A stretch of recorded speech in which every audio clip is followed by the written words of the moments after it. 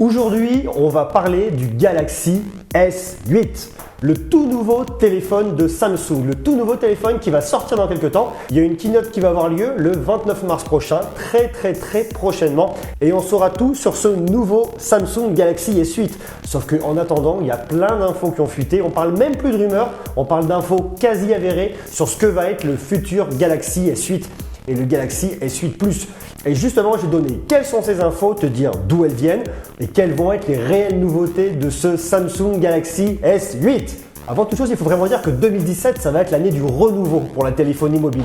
Déjà, Samsung avec son Galaxy S8 qui veulent vraiment faire très fort et puis je dirais proposer plein de nouvelles fonctionnalités et renouveler un petit peu cette gamme de Galaxy qui est quand même le haut de gamme de la téléphonie mobile chez Samsung.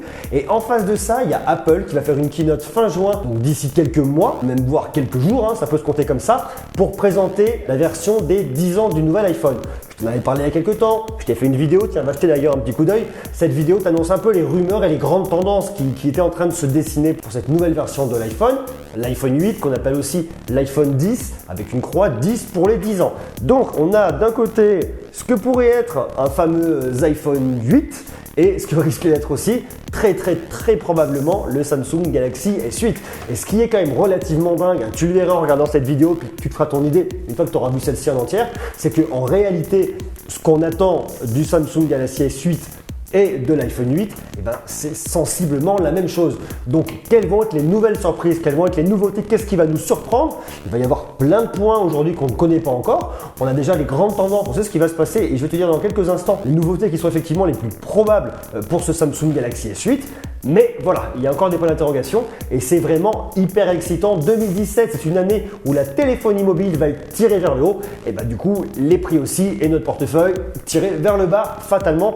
Tu sais très bien que c'est comme ça que ça marche. Regardons déjà les grandes nouveautés et ce qu'on annonce et les nouvelles fonctionnalités pour ce Samsung Galaxy S8. Alors déjà, l'info, elle vient pas de nulle part, elle vient pas de n'importe où, elle vient d'un site qui est très sérieux, c'est Forbes. 15 caractéristiques révélées par une nouvelle fuite. Donc là, effectivement, on n'est plus dans la rumeur, on est dans des contacts qui sont très proches, je dirais, de la réalisation et de la fabrication ou de la conception même de Samsung Galaxy S8. Donc on est sur des sources qui sont quand même très fiables. Qu'est-ce qu'on apprend dans Forbes et qu'est-ce qu'on apprend dans ce nouvel article? On apprend que le Samsung Galaxy S8 sera équipé d'un écran 6,2 pouces, également supérieur de 0,7 pouces par rapport au Galaxy S7 Edge qu'il remplace. Donc effectivement, un écran un peu plus grand. D'ailleurs, point de vue écran, si tu regardes, va jeter un petit coup d'œil sur la page YouTube de Samsung ou va directement sur le site de Samsung, tu verras, il te donne un aperçu en ombre chinoise, je dirais, d'ailleurs c'est marrant pour des Coréens du Sud, mais bon, peu importe, un aperçu en ombre chinoise de ce que va être le Samsung Galaxy S8 et tu le vois très bien. Unbox sur phone, un téléphone avec des légères courbures sur le haut et sur le bas et un écran complet qui va jusqu'à la bordure, jusqu'au sur les côtés avec un écran qui sera forcément légèrement incurvé pour qu'on n'ait pas à côté donc un écran plus grand qui va prendre quasiment la totalité de ce téléphone. Forbes nous annonce aussi un changement de ratio, indique que la résolution des deux téléphones augmentera à 2960 par 2400 pixels. Et les deux modèles seront équipés pour la première fois d'un écran OLED. Donc on va vraiment tirer la résolution et tirer la qualité de l'écran vers le haut. Autre grande nouveauté, on l'annonçait déjà dans les rumeurs concernant l'iPhone 8 et je pense que ça va être exactement la même chose pour Samsung pour son Galaxy S8. Ça va être la touche Home qui disparaît. Home, basta, terminé, ciao, bye bye. Un nouveau capteur de reconnaissance d'iris fera partie d'un lot de 6 capteurs le long de la bordure supérieure de chacun des nouveaux Galaxy.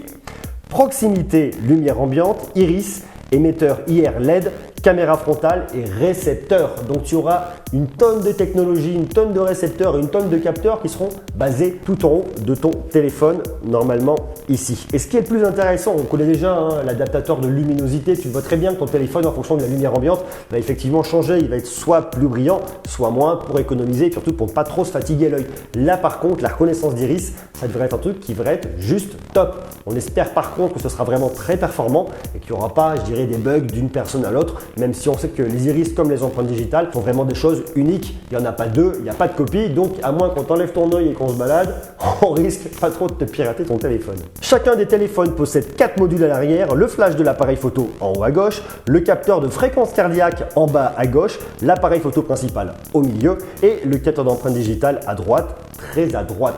Ce qui qui fait que quand tu tiendras ton téléphone, non parce que le mien il est en carton, hein, quand tu tiendras ton téléphone par l'arrière, tu auras en haut très à droite, comme ça, la reconnaissance d'empreinte digitale. Tu ne seras pas comme sur les iPhones à appuyer devant pour le déverrouiller.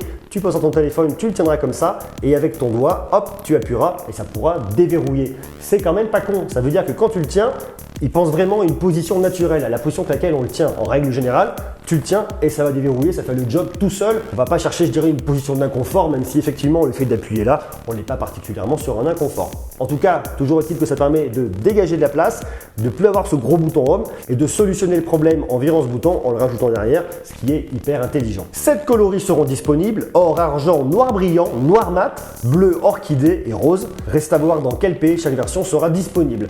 Bon, le rose, l'orchidée, pour moi je m'en fous. Noir mat, ça doit être top. Noir brillant, ça doit être déjà vu. Or, argent, bon c'est pareil, c'est des grands classiques, on les connaît notamment avec les iPhones, donc on n'en a pas nécessairement plus besoin que ça. Mais moi en tout cas, le Samsung S8, je demande vraiment à le voir en noir mat. Ça doit être un petit côté très élégant, très sympa, très chic, tu vois, sans côté bling bling. À voir. Les deux téléphones seront équipés d'un nouvel appareil photo frontal de 8 mégapixels. Et à l'arrière, par contre, on regarde toujours le 12 mégapixels qui fonctionne très très bien.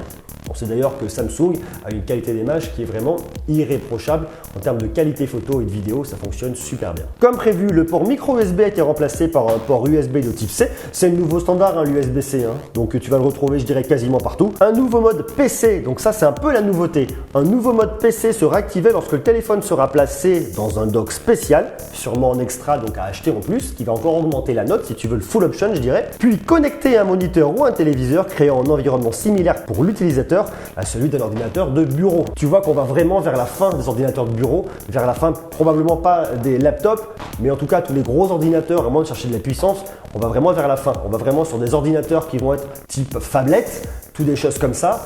Tu pourras même utiliser ton ordinateur directement avec ce dock. Pourquoi pas avoir un clavier en plus et le mettre sur un moniteur pour pouvoir l'utiliser, je dirais, comme un vrai ordinateur directement. En tout cas pour des applications qui ne nécessitent pas trop de ressources. On pense notamment à du traitement de texte, à la gestion de contacts, de la gestion d'agenda. Pour du professionnel en tout cas, ça peut être bien, ça peut éviter quand on va se retrouver dans le bureau ou dans un hôtel ou n'importe où pour pouvoir bosser un petit peu, pouvoir avoir un moniteur un peu plus grand pour se poser le regard et éviter d'être toujours sur un petit écran et au final de s'arracher les yeux et de ne plus rien voir, de finir avec des lunettes, de finir myope, de finir aveugle. Enfin, je te passe l'histoire, même si effectivement la myopie ça n'a rien à voir. Bon, ok, je dis n'importe quoi. Continuons. Alors, les modèles vendus aux États-Unis, au Japon et en Chine seront équipés d'un processeur Snapdragon 835, tandis que les modèles vendus en Europe et dans le reste de l'Asie seront dotés d'un processeur Exynos 8895 de Samsung. Bon, techniquement, moi je m'en fous, j'y connais rien.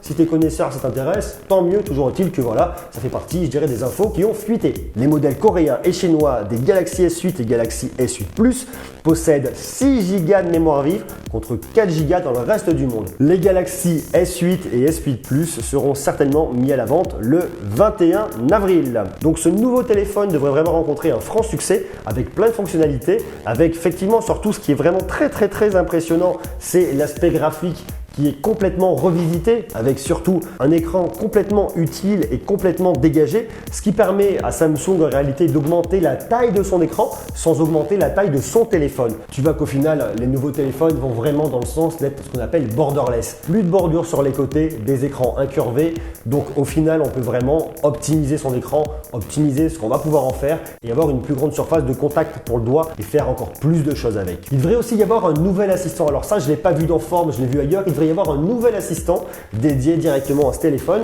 qui s'appellerait Bixby avec un bouton dédié directement sur le téléphone.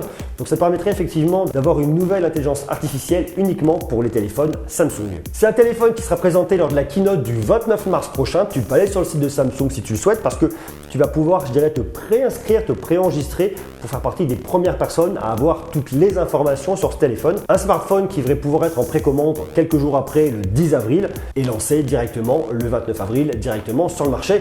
Il y a une stratégie derrière tout ça si tu veux. C'est que si ce téléphone, ils arrivent à faire un buzz, qu'il y a un vrai engouement, tous les gens, et ça peut même faire switcher des utilisateurs d'Apple, des gens qui ont été déçus, peuvent switcher dessus, le précommander, ce qui permettra de couper un peu l'herbe sous le pied à Apple pour son iPhone 10. Si Samsung réussit son coup, il devrait faire perdre des parts de marché directement à Apple et eux se positionner en leader et récupérer la position de leader mondial dans la téléphonie mobile. En tout cas, toujours est-il, c'est super intéressant quand on s'intéresse à ça d'un petit peu plus près parce qu'on comprend les différents enjeux. La gestion du calendrier, est-ce que au final Apple ne prend pas des risques, je dirais, en gardant un téléphone qui normalement devrait sortir en septembre 2017 alors que Samsung a vraiment pris les devants pour sortir son Galaxy un peu plus tôt? À voir effectivement. Est-ce que les gens vont attendre de voir ce que va annoncer Apple avant de switcher directement sur un Galaxy S8? Est-ce que les propositions de Samsung seront suffisamment fortes pour emmener des gens à switcher d'Apple à Samsung? Toujours est-il que voilà, on en saura plus le 29 mars. Restez connectés. Je serai bien sûr au rendez-vous pour vous en dire plus. On regardera ça directement ensemble, on pourra débriefer. En attendant tout ça et en attendant d'en savoir un petit peu plus, tu me mets tout en commentaire, tu me dis ce que tu en penses. Est-ce que toi, tu es déjà un utilisateur Samsung? Est-ce que tu es plutôt Apple, plutôt Samsung? Est-ce que tu penses aller sur le Galaxy S8? Si oui, est-ce que le prix normalement annoncé aux alentours de 800 € pour le S8 et 900 € pour le S8 Plus, est-ce que ça va être un frein pour toi? Oui, non. Est-ce que tu penses switcher sur un iPhone 10e édition qui devrait être normalement encore plus cher que le Samsung Galaxy S8? Donc voilà, de toute façon, on ne pourra pas mettre de l'argent partout, on ne pourra pas avoir de smartphone, à moins d'être crésus et d'avoir deux lignes téléphoniques, ce qui en tout cas n'est pas le cas de la plupart des gens. Donc dis-moi ce que tu en penses, tu me mets tout en commentaire. N'hésite pas à regarder cette vidéo-là qui est aussi très sympa. Abonne-toi, je te remercie, je te dis à très vite et puis à bientôt. Ciao!